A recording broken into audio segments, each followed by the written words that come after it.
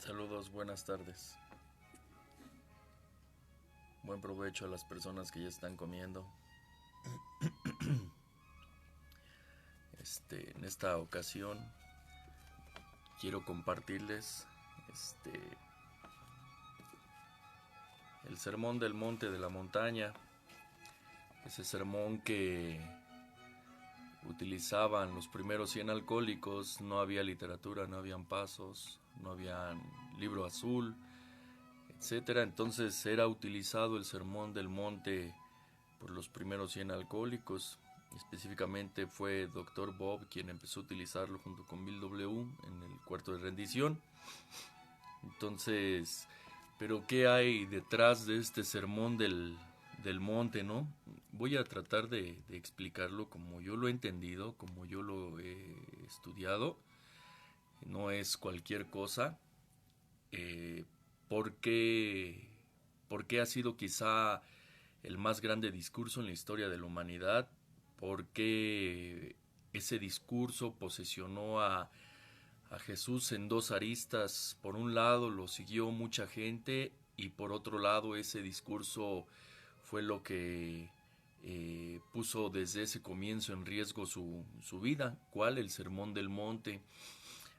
Han habido grandes líderes en la historia que han sido asesinados por sus discursos. Por ejemplo, Martin Luther King fue perseguido por las características de sus discursos, jalaban mucha gente. Ese discurso de Tengo un sueño, Martin Luther King comenzó tratando de liberar a los negros y darles derechos sociales, ¿no? Y lo consiguió. Pero Martin Luther King asuma su inconformidad con la guerra de Vietnam y es asesinado.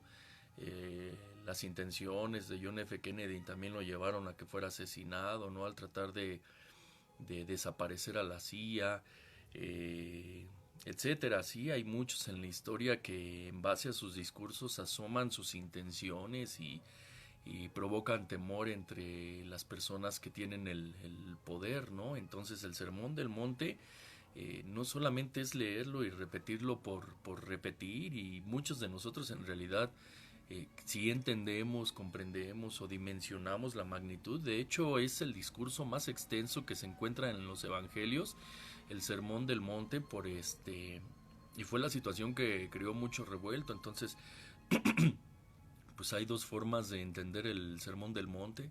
Las razones que llevaron a Jesús a realizar ese sermón. Recuerden que Jesús vivió como un ser humano y también tuvo que desarrollar en base a lo que él sabía, a lo que él había leído, a sus estudios, a su preparación, lo llevaron a crear el Sermón del Monte, que es la situación. Vamos a entender esto. Él declara el Sermón del Monte después de que detienen a este Juan el Bautista. Él se va a Capernaum a vivir, ahí recluta a los primeros apóstoles. Primero recluta a Simón, después recluta al hermano de Simón, Pedro, Andrés, y ya después va, conforme va avanzando, va reclutando a su apostolado. Entonces, cuando Jesús ve que se encuentra en la gran multitud, dice que él sube al monte. No les dice, vengan, síganme, les voy a dar un discurso ni nada, sino que él va, sube al monte y se sienta. Los apóstoles le siguen y se sientan con él. Jesús menciona que los fariseos se sientan en la cátedra de la doctrina de la ley de Moisés. ¿Qué es cátedra? Yéndonos al significado etimológico, ¿no? Es una palabra del compuesto griego y después por ahí una mezcla con el latín. Cátedra significa silla, eh,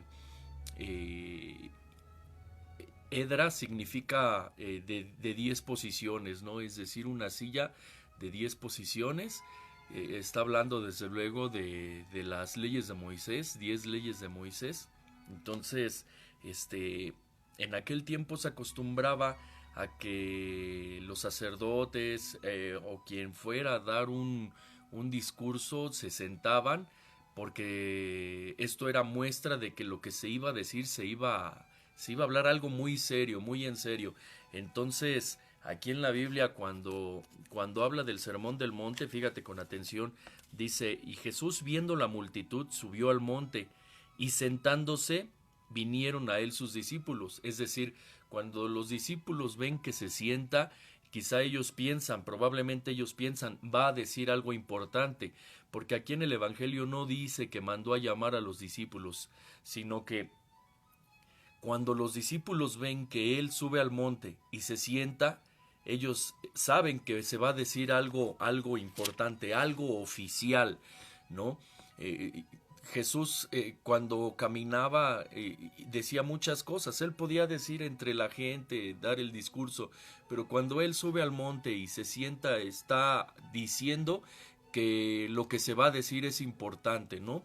Que no es cualquier cosa, y abriendo su boca les enseñaba, y es cuando empieza a declarar el Sermón del Monte, que más adelante vamos a decir que es. Pero para entender por qué Jesús crea este sermón, hay que irnos a los antecedentes históricos. ¿Por qué Jesús dirige su sermón a los pobres, a los que tienen injusticia? ¿Por qué Jesús dedica su sermón hacia los que lloran, hacia los que son afligidos? ¿Por qué no hizo un sermón llamando a las autoridades religiosas a unirse? ¿Por qué Jesús no hace un sermón para la gente rica? ¿Por qué no hace Jesús un sermón para la gente que practica la fe? Porque había gente muy ortodoxa en el cumplimiento de la ley de Moisés. ¿Por qué no dirige su sermón a ellos? ¿Por qué ni siquiera solo a los pobres de dinero? Él dice pobres de espíritu. ¿Por qué Jesús avienta un sermón hacia el pueblo? ¿Por qué no primero a, no sé, a políticos, a gente de dinero para que le apoyaran en su campaña, como lo han hecho líderes, ¿no? Que primero convencen gente de dinero, gente de poder en su campaña, como lo hizo Bill W., que fue con John Rockefeller, que se acercó a gente, a Harry Tabot, etcétera, ¿no? ¿Por qué Jesús va directamente y se dirige hacia los pobres? ¿Por qué su discurso, el primer discurso de Jesús es hacia ellos, y por qué en el monte? Bueno, para mí en analogía, Jesús primero se le aparece el diablo en el desierto, después lo lleva a lo alto de un templo y después lo lleva a un monte y ahí le ofrece poder y gloria de todos los reinos. Yo siento que Jesús en este sentido utiliza estas mismas tentaciones para hablar desde el monte, probablemente dice, y lo lleva al monte, no lo lleva a un monte cualquiera, dice, y lo lleva y sube al monte, no a cualquier monte, no dice, y subió a un monte o a cualquier monte, dice, y sube al monte, probablemente a eso se refiere al monte donde fue llevado para vivir las tentaciones que le ofrece el diablo de poder, de dinero y de prestigio. Bueno, desde ese monte Jesús le vuelve a hablar a las personas, pero vamos a entender los antecedentes que llevan a que Jesús hable de esa manera, toque esos ciertos puntos. No dice bienaventurados los que no tienen trabajo, bienaventurados los divorciados, bienaventurados los que no tienen piernas, los ciegos, no. Sus bienaventuranzas son específicas, son hacia cierto sector de la gente que lo estaba escuchando en ese momento, ¿no? Bueno, si recordamos, bueno, o si sabemos, si se conoce un poquito de la historia, Alejandro Magno, un rey de Macedonia, conquista Grecia y hace una campaña imperialista y libera a los griegos del reino persa, y esto va haciendo que recorra todo el Mediterráneo, toda Europa de la Mediterránea, de Europa mediterránea.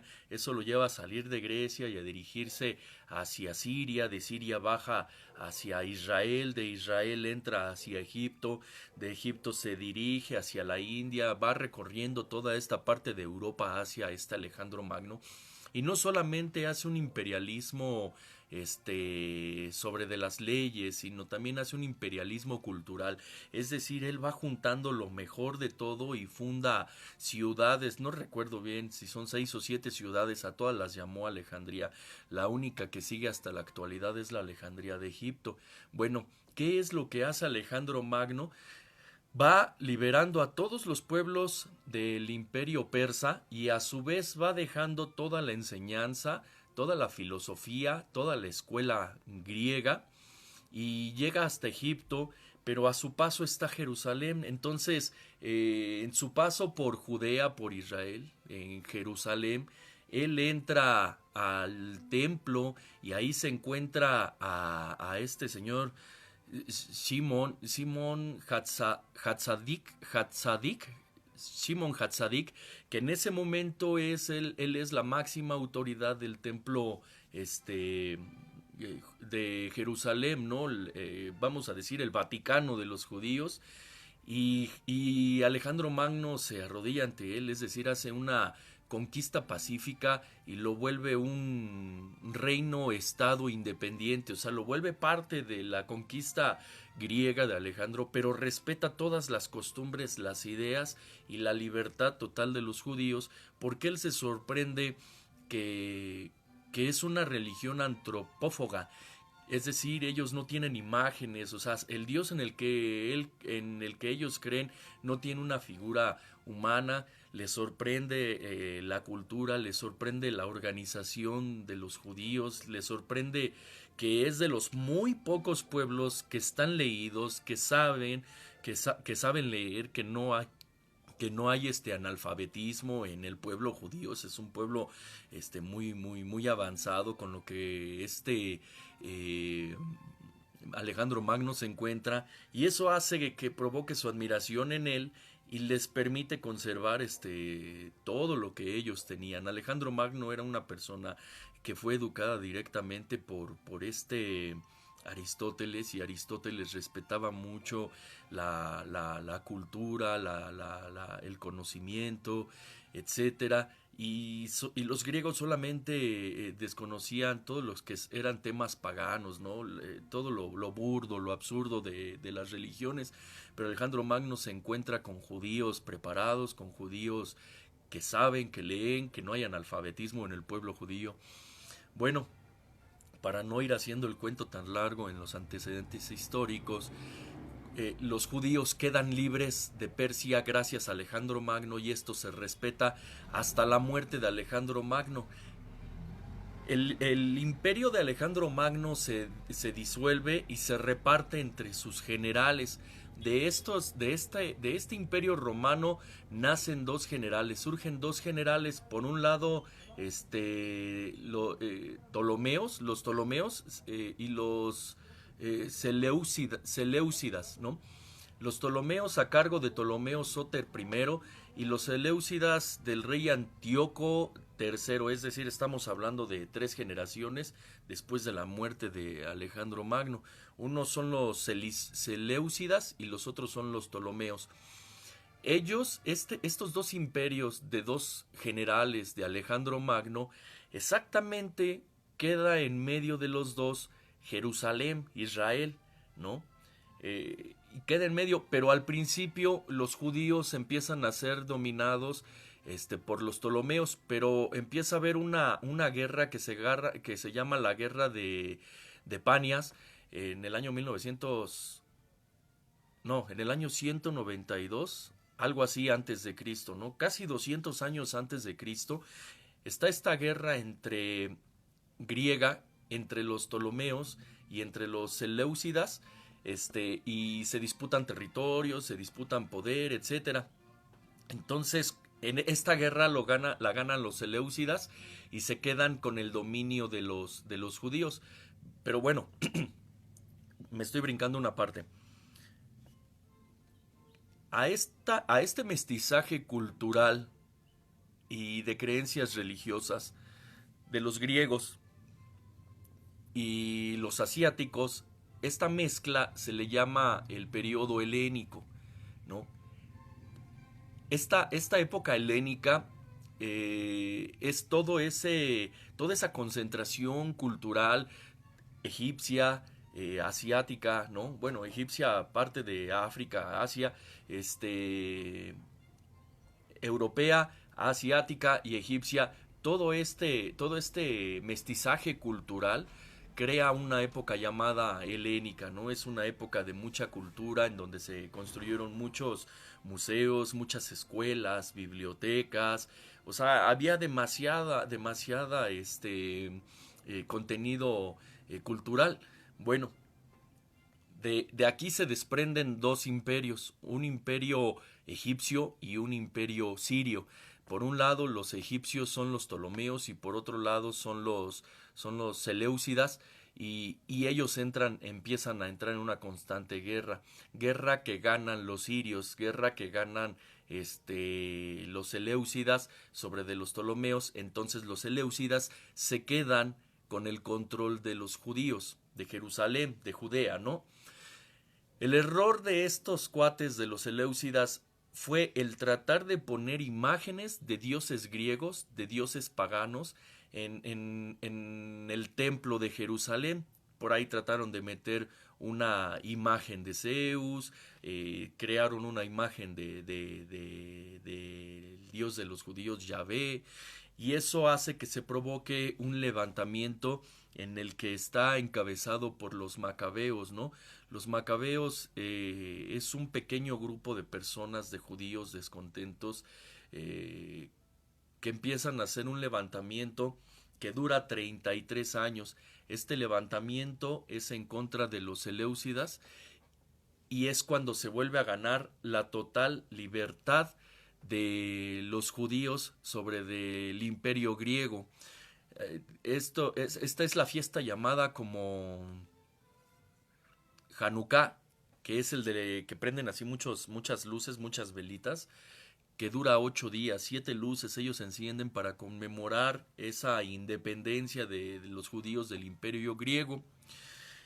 Entonces los macabeos quedan al frente de los judíos, el ejército de los macabeos, el ejército judío queda al frente de los judíos y llegan a Jerusalén y se meten al templo de Jerusalén y dicen nosotros ganamos la guerra. Cuando tratan de ser reyes de Jerusalén, reyes de Israel, los sacerdotes judíos le dicen no puedes ocupar el reinado porque solamente un hijo de David puede ser rey de los judíos.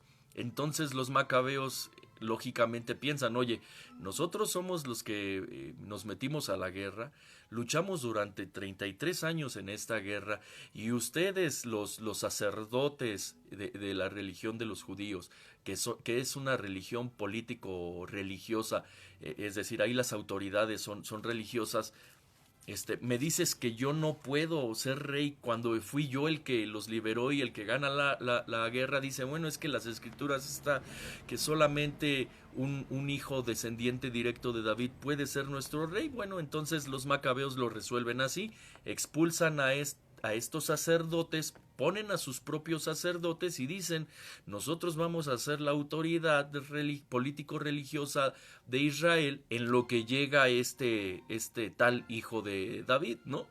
Ya te empieza a sonar más o menos la situación. Bueno, ¿cómo se llama este primer grupo de sacerdotes que impusieron los macabeos? Se llaman los saduceos, así se llaman, saduceos. Son las autoridades judías impuestas por macabeos y solamente son 10,000 judíos, es decir, en una población de aquellos tiempos de 5 millones de judíos representaba solamente el 0,2% del sector judío. Entonces estos descontentos, ¿no? Así por así decirlos, estos sacerdotes descontentos se empiezan a dividir en grupos y son expulsados por los saduceos. Los saduceos se vuelven la autoridad de los judíos. Bueno, de este grupo de descontentos empiezan a surgir otros grupos.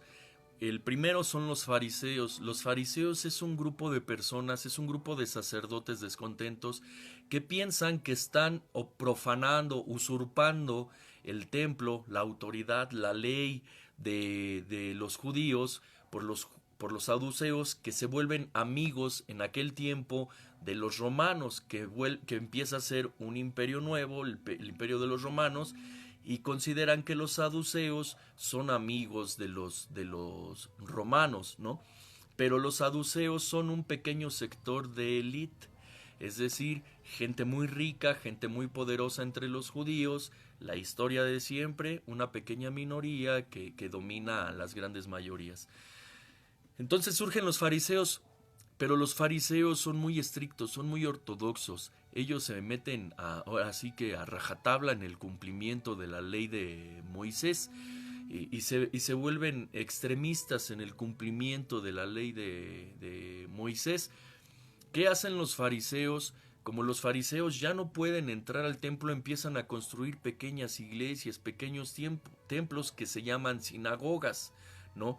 Y las sinagogas tienen cada uno a su propio líder, a su propio representante, a su propio sacerdote, y le empiezan a llamar rabí.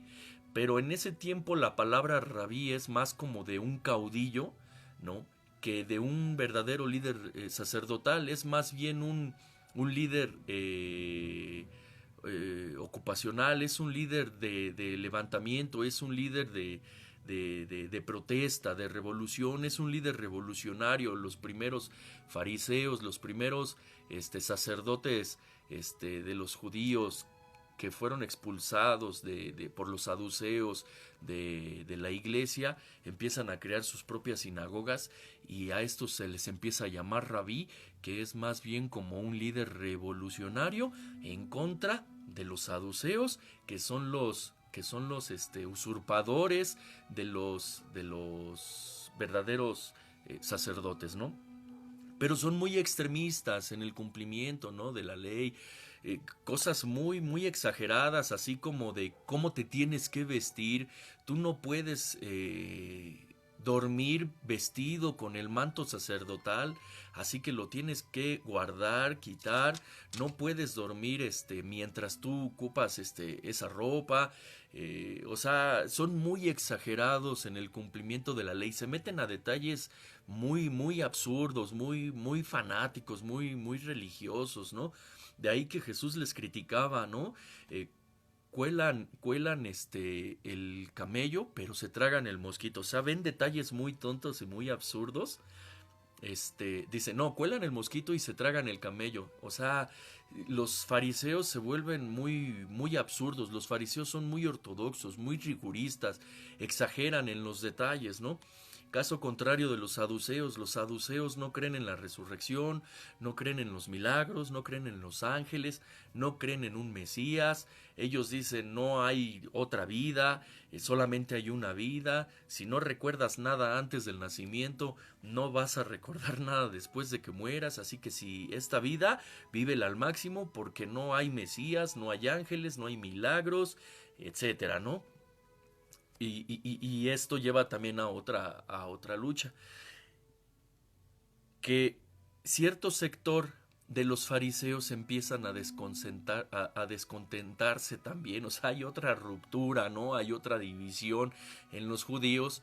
Y este grupo de personas descontentas se van al desierto, dicen, vámonos al origen, ¿no? Ya sabes, regreso a lo fundamental, ahí donde Dios se le manifestó a Abraham, donde se le manifestó a Moisés, ahí donde todo siempre ha surgido, en el desierto. Entonces este grupo de personas se van al desierto y toman desde el origen, ¿no? ¿Por qué consideran ellos que se tienen que ir al desierto?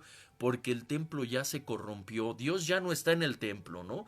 Dios ya no está en el templo. Dios, vamos a buscarlo al desierto. Entonces se vuelven a un tema ascetista. ¿Cómo se llama este grupo de personas? Se llaman esenios. Es decir, es la tercer ruptura que sucede en el pueblo judío, ¿no? Los esenios no creen en el diezmo, ¿no? Ellos creen en el 100% de tus bienes, es decir, ellos creen que tienes que entregar el 100%, no solo el 10%, es decir, el ascetismo, renunciar a todas las comodidades, renunciar a todos los bienes, renunciar a todo, pero ellos se vuelven más apocalípticos. Ellos empiezan a anunciar que llegan el fin de los tiempos, ¿no? Ellos creen en la resurrección, creen en los ángeles, y creen en los milagros, pero no creen en los bienes materiales. Entonces, ¿qué hacen ellos? Se aíslan, y se vuelve un ascetismo, ¿no? O sea, renuncian a todo lo material. Entonces, de aquí es de donde se presume que sale Jesús, ¿no? De los esenios. Fíjate qué dato curioso que en la Biblia Jesús solamente le tira a los saduceos y a los fariseos, pero jamás se mete con los esenios, ¿no? Entonces, así son los esenios, ellos se aíslan, se apartan, se van al desierto y surge otro grupo más insurgente, unos activistas, unos revoltosos que creen más en la guerra santa, es decir, no nos aislamos, no hacemos nuestras sinagogas, sino que hay que levantarnos en armas, darle en su madre a los saduceos, darle en su madre a los romanos, empezar a asesinarlos, empiezan a hacer este tipo de cosas, con unos cuchillos que se llaman Zika, es decir, llegaban y agarraban así en la lela a los saduceos y los asesinaban, o encontraban romanos y los asesinaban, o sea, era una revuelta, era un levantamiento, era una guerrilla contra los usurpadores que son los saduceos, y contra los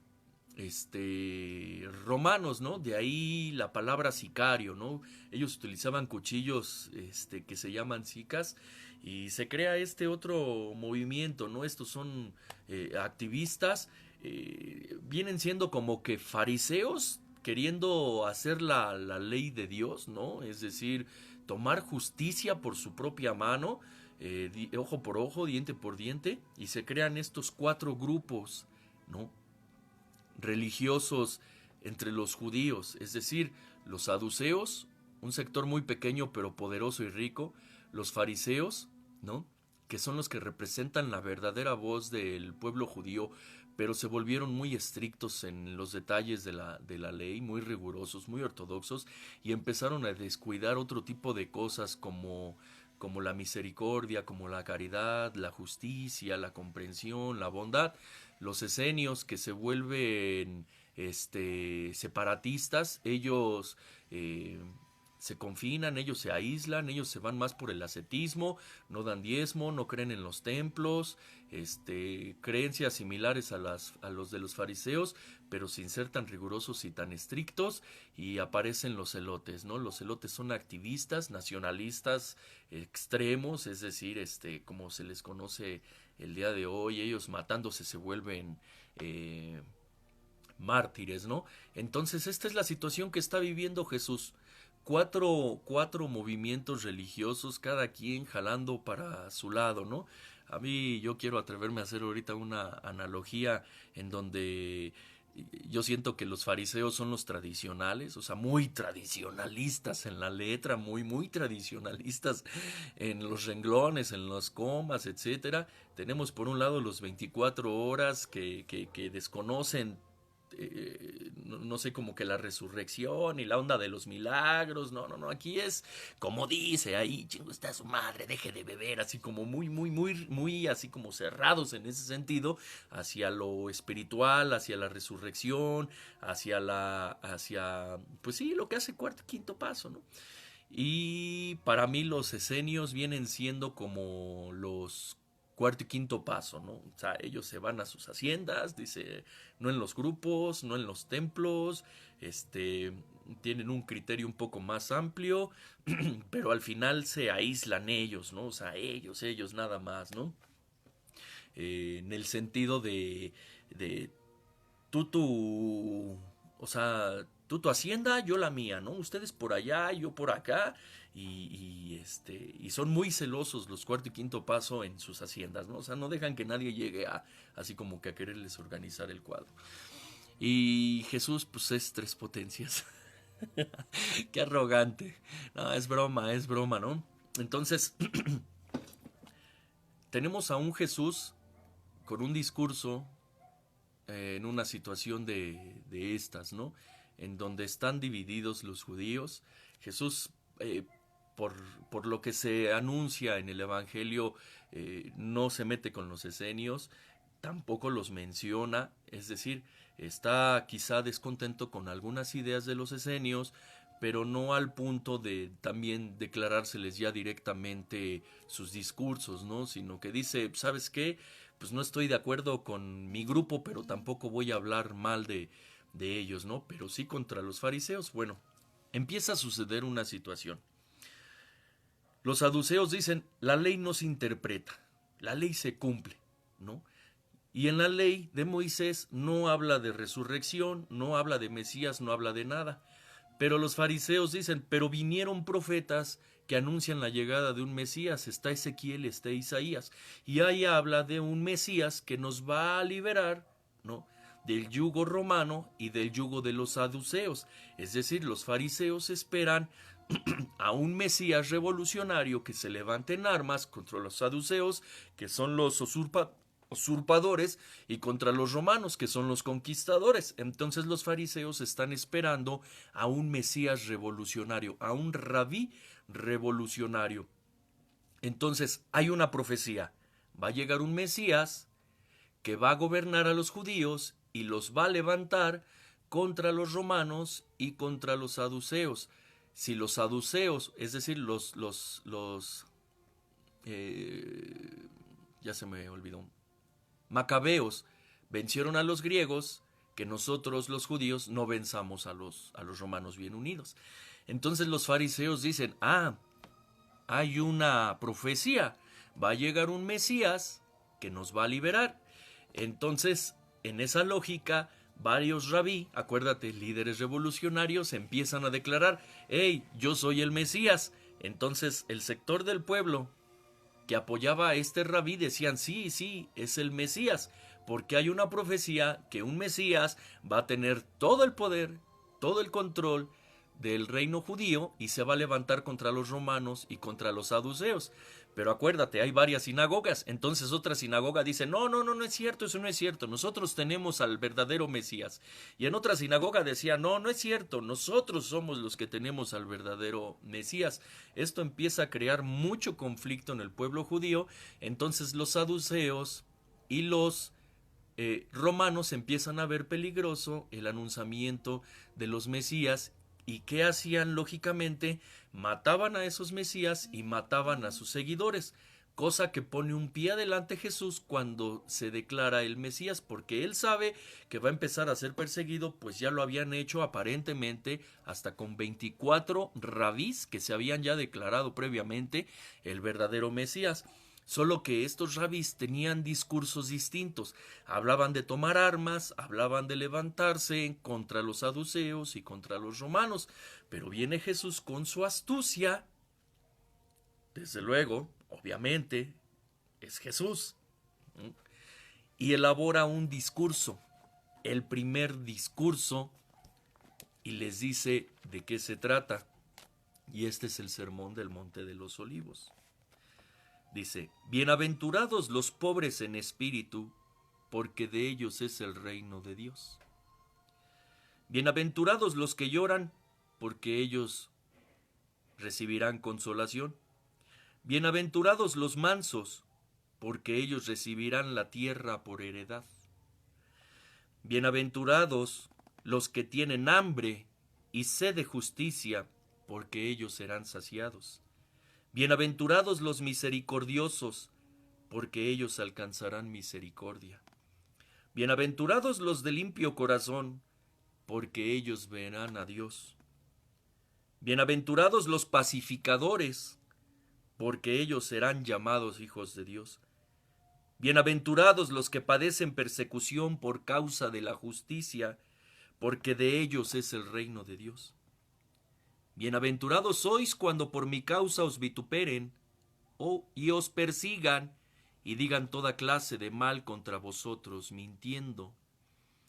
Gozaos y alegraos, porque vuestro galardón es grande en los cielos, porque así persiguieron a los profetas que fueron antes de vosotros. No sé si con el breve y torpe antecedente que te estoy dando, entiendes aún mejor el discurso que Jesús le avienta a más de 5,000 personas, ¿no? ¿Quiénes estaban entre esas personas? La gente pobre, la gente que tenía que pagar impuestos de manera injusta, gente que lloraba porque no tenían que comer, gente que era perseguida por decir lo que les incomodaba, tanto de los saduceos, tanto de los fariseos, como de los romanos. Los saduceos no eran la voz del pueblo, era la voz de los ricos, ¿no? Los fariseos no eran la voz del pueblo, era la voz de la política, ¿no? Querían quitarle el poder a los saduceos. Haz de cuenta así como cuando los Sección México quieren recuperar lo que les quitaron, ¿no? Los de Central Mexicana, ¿no? Entonces, Jesús conoce estas necesidades del pueblo de Israel y les ofrece esto. Les ofrece a los pacificadores, las que ya están cansados de las guerras, los que tienen miedo tomar un arma, levantarse y ser asesinados. Ya estaban los celotes haciendo ese trabajo, ¿no? Entonces Jesús se dirige a las mayorías, a las mayorías, a la gente pobre, a la gente con hambre, a la gente sin dinero, a la gente angustiada, a los que asesinaban con falsos testimonios. Entonces Jesús crea este discurso y con este discurso se gana el corazón del pueblo judío, que es la mayoría, ¿no? Esto es lo que dice Jesús. Bienaventurados los pobres de espíritu, porque de ellos es el reino de los cielos. Pobres de espíritu, gente que ya estaba perdiendo la fe en Dios, porque veía a sus propias autoridades dándose en la torre por poder, por dinero, por prestigio, ¿no? Bienaventurados los mansos, porque ellos recibirán la tierra por heredad. Los mansos, la gente que no se puede defender, la gente que no tiene dinero para levantarse, para comprar alimento, etcétera. Dice, bienaventurados los que tienen hambre y sed de justicia, porque ellos serán saciados. La injusticia de los poderosos tenían al pueblo judío padeciendo hambre. Ellos tenían hambre, pero Jesús dice, yo no tengo para darles de comer. No traigo riquezas, no traigo dinero, no traigo armas, pero yo te voy a dar justicia en el reino de Dios, ¿no? Bienaventurados los misericordiosos, porque ellos alcanzarán misericordia. Aquí se refiere a la gente empática, es decir, te compromete. Si tú eres misericordioso, es decir, si tú eres empático, vas a alcanzar gloria. Bienaventurados los de limpio corazón, porque ellos verán a Dios, ¿no? En esa parte creo que Jesús los compromete en el sentido de que no desees lo que están deseando los saduceos y los fariseos. Ten un corazón limpio. Bienaventurados los que persiguen, por los que padecen persecución por causa de la justicia, ¿no? Por buscar lo que era justo, por buscar, oye, si yo trabajé, ¿por qué te tengo que dar yo a ti el impuesto, ¿no? De mi pesca, de mi ganado, de mi agricultura, de mis animales, eso es injusto, ¿no? Y cuando ellos se quejaban, porque ya cuando te desesperas, mira, la gente cuando muere de hambre, cuando tiene sed, hace cosas que empiezan a ser absurdas, como robar, como matar. Una persona que tiene sed es capaz de dejar todos sus bienes, sus tierras, su casa durante vivieron años porque la sequía los obliga a tener que ir a lugares donde hay agua, ¿no? Imagínate cuando injustamente se te está quitando esto, te hace que un día te canses y te desesperes y te levantes y digas, es injusto, yo también aporto, yo también hago el servicio, yo también le estoy echando ganas, yo también asisto, ¿por qué nada más me quitas y yo cuándo, ¿no? Entonces fíjate lo que dice Jesús, bienaventurados los que padecen persecución por la justicia. ¿A cuántos compañeros no corren de sus grupos, verdad? A pesar de que le han invertido, a pesar de sus años, a pesar de su entusiasmo, a pesar de las ganas, de sus aportaciones, de todos modos ocurren injusticias en donde los poderosos le dicen, vete de mi grupo, ¿no? Una analogía, por supuesto. Porque de ellos es el reino de los cielos. Bienaventurados sois cuando por mi causa os vituperen y os persigan. O sea, le está diciendo, los que me empiecen a seguir van a ser perseguidos. Jesús sabe que en el momento en que Él se declara un Mesías, va a empezar a vivir la persecución de los saduceos y fariseos, ¿no? Acuérdate, es peligroso tener Mesías en ese tiempo, ¿Por qué? Porque si el pueblo judío reconocía a un individuo como Mesías, el pueblo lo iba a seguir y se iba a levantar contra las autoridades de los fariseos y contra las autoridades de los saduceos y desde luego a las romanas. Pero Jesús es el colmo de los colmos. Es un esenio, es una persona pobre, o sea, es una persona que no tiene dinero, o sea, de oficio carpintero. ¿Cómo un carpintero va a ser el Mesías que nos va a liberar de los saduceos y de los romanos? Es ilógico, absurdo. ¿Y cómo crees que un pobre, cómo crees que un carpintero nos va a guiar? ¿No? Entonces tal vez los fariseos en algún momento llegaron a considerar la posibilidad de que si era el Mesías, pero su orgullo o su ego quizá estaba amenazado diciendo, ¿cómo un esenio? ¿Cómo un pobre? ¿Cómo un carpintero? Va a ser nuestro rey. De ahí empieza la persecución. Y termina diciendo Jesús. Dice, bienaventurados sois cuando por mi causa os vituperen y os persigan y digan toda clase de mal contra vosotros mintiendo. Gozaos y alegraos, porque vuestro galardón es grande en los cielos, porque así persiguieron a los profetas que fueron antes de vosotros. Bueno,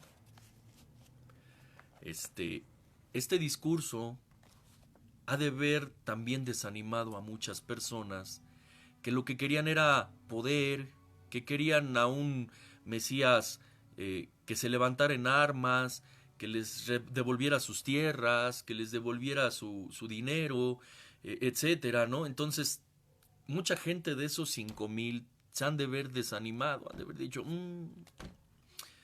o sea, quizá esperaban otro tipo de discurso, ¿no? Otros quizá se conmovieron por las palabras y dijeron, no creo que nos puedan devolver nuestras tierras, nuestro dinero, pero sí la esperanza en Dios. Y como creían en la resurrección, Jesús utiliza esta parte, ¿no? De que ese pueblo creía en la resurrección, en la vida eterna. Jesús ocupa esta situación, ¿no? Para que la gente esté a su favor. Pero Jesús no quería una revolución de armas, Jesús quería una conversión espiritual, Jesús quería un corazón renovado, Él quería hacer una reforma en la fe de los hombres. Jesús sabía que no tenía el dinero, que no tenía las armas, que no tenía el poder para derrocar a los saduceos por medio del poder de una guerra, ni a los fariseos. Jesús es muy astuto, Jesús es muy leído, Jesús está muy preparado, Jesús es el Hijo de Dios, Jesús conoce a la perfección la situación que están viviendo los judíos y la aprovecha.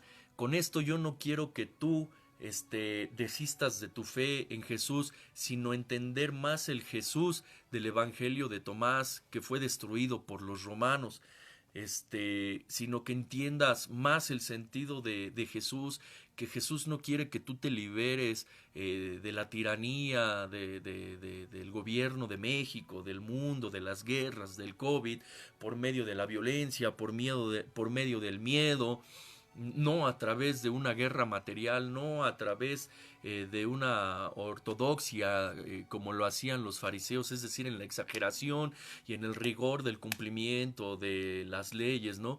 Jesús quería que tú tuvieras un corazón amplio, un corazón limpio, que tuvieras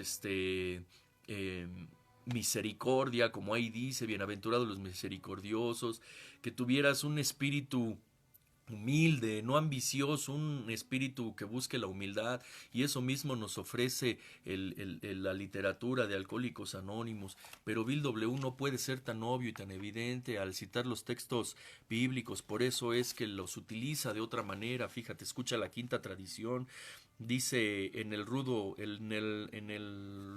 la Quinta Tradición con el rudo irlandés, dice esto. Los guiños de ojo que nos hace Bill W.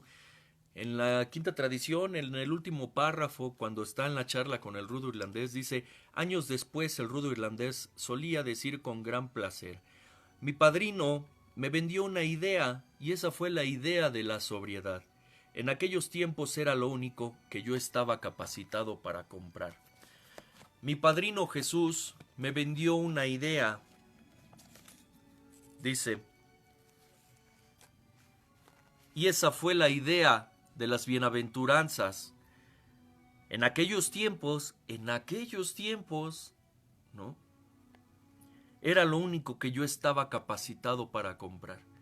Jesús le vende una idea al pueblo judío porque el pueblo judío pobre solo estaba capacitado para comprar una idea.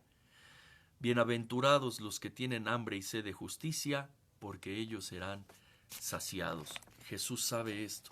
El pueblo judío no tiene dinero. No nos podemos levantar en armas. No me quiero levantar en armas, por lo que les vende una idea, la idea del reino de Dios mediante la misericordia y el amor al prójimo como a ti mismo. Voilà. Jesús es increíblemente sabio.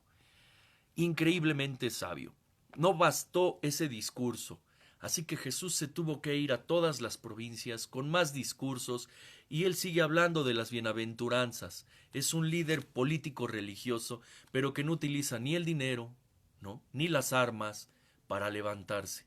Él utiliza el poder del amor al prójimo para levantarse en contra de la usurpación de los saduceos, la intolerancia de los fariseos y la conquista de los romanos. Entonces tenemos a un Jesús increíble.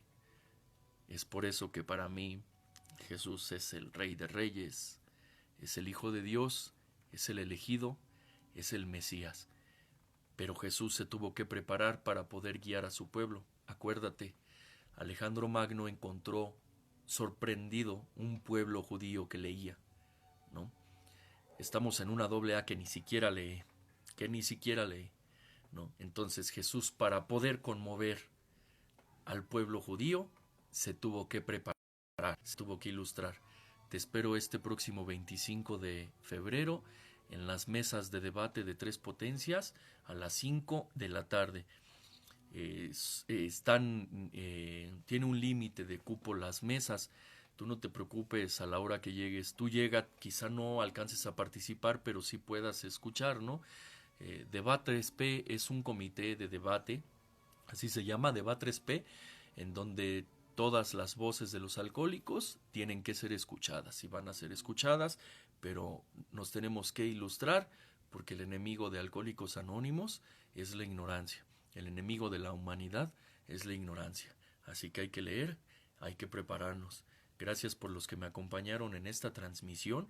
Es mi punto de vista, es mi opinión, es lo que yo he leído, es lo que yo he estudiado. No tengo la razón, no tengo la verdad.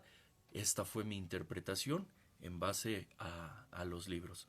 ¿Quieres escuchar el Sermón del Monte de Bill W.? Se lo tomó a San Francisco de Asís. Señoras conmigo de tu paz. En el Sermón del Monte también se habla de paz.